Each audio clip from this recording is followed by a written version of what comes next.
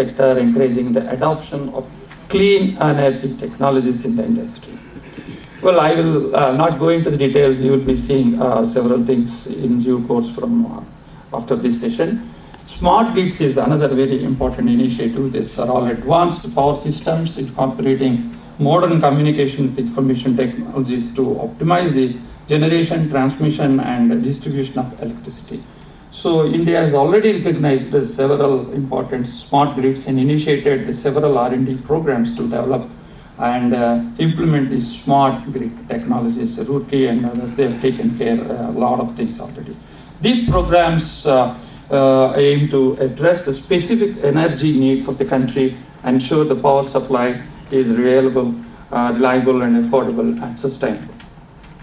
The contribution of these R&D programs are very significant. They have enabled the development and implementation of smart grid technologies that can improve energy efficiency, reduce the energy losses, and promote the use of clean energy. They have also facilitated the integration of renewable energy sources into the power grid, which is crucial to achieving the India's ambitious renewable energy. In fact, I'm asking Professor to visit our campus and help us to